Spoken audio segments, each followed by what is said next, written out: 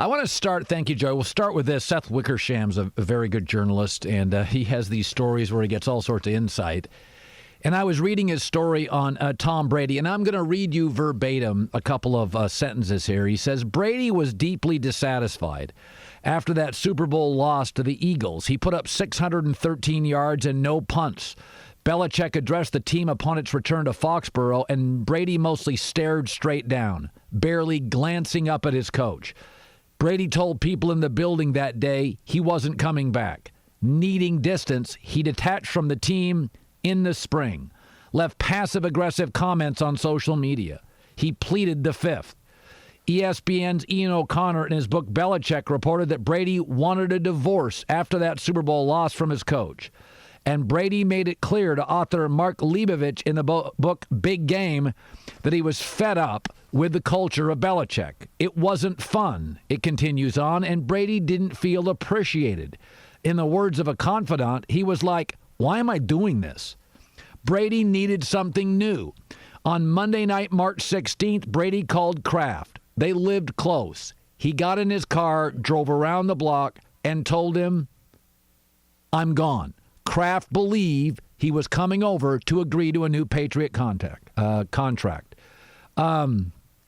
One of the parts, according to this article, is that Bruce Arians has fostered a very fun environment. And this is Colin was right. I kept saying, what I was being told is the two things in my life, the times I have left places of employment, you always end up seeking the one thing your current environment doesn't give you, one or two things.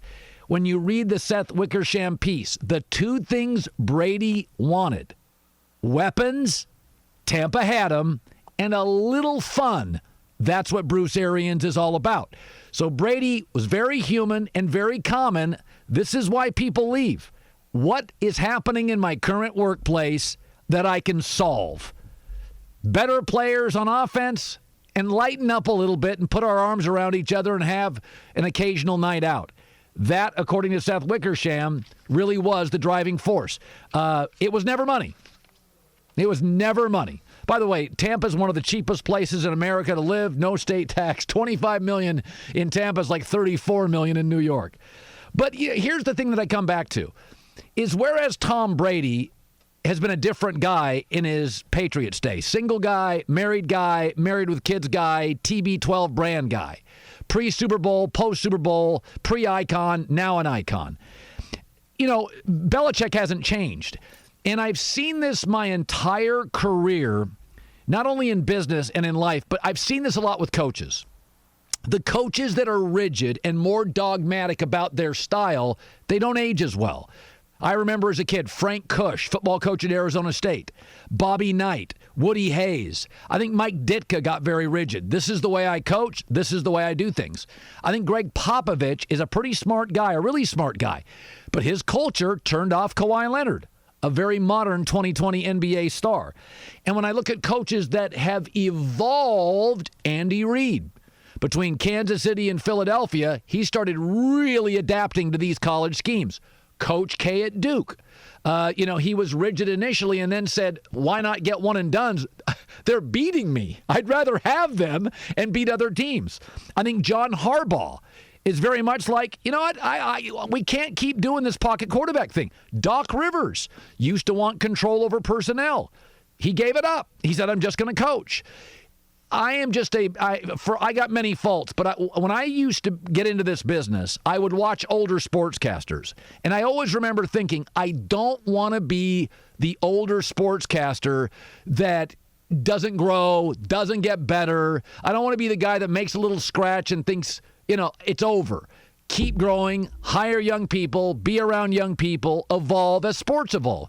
I used to talk a lot more golf. I used to talk baseball 15 years ago.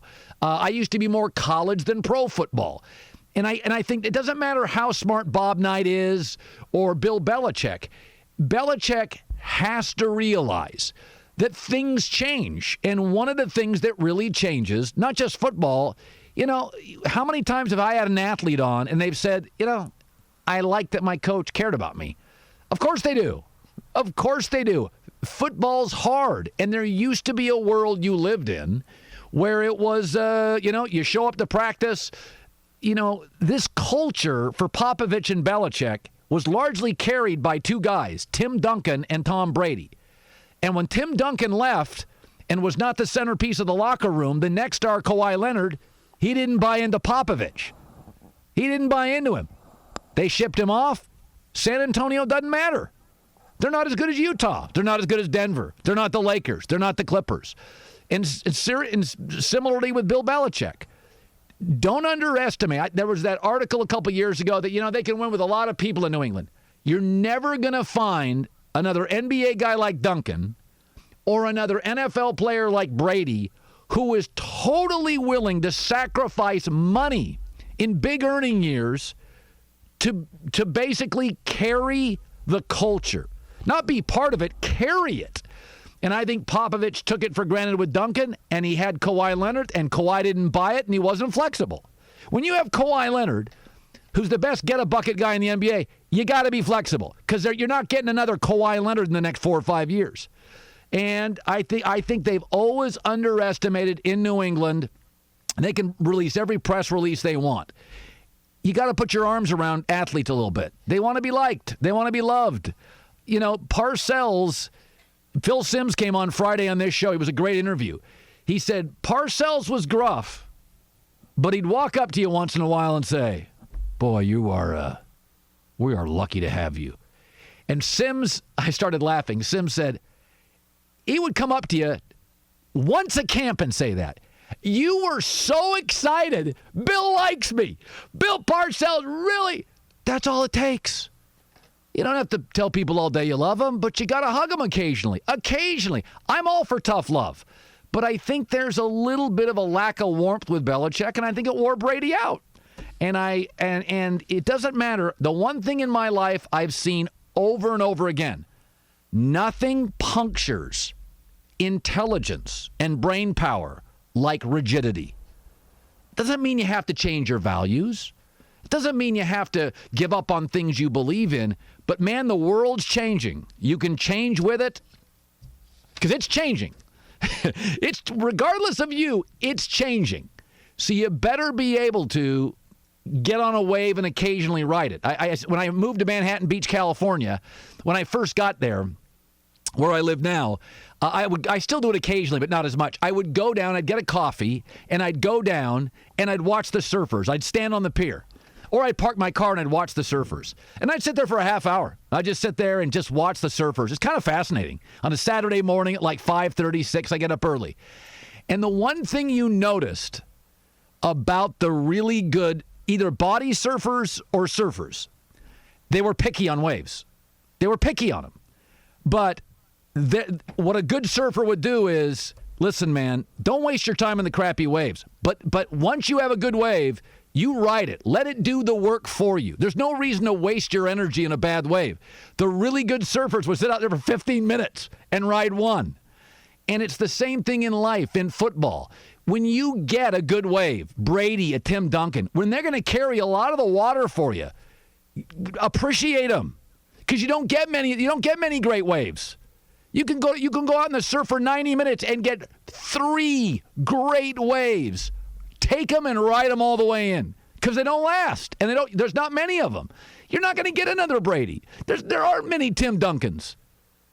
You just don't have many Tim Duncans. It's like, I'll take a pay cut. I'm going to win games. And I'm not banging on players who don't do that. Make the money.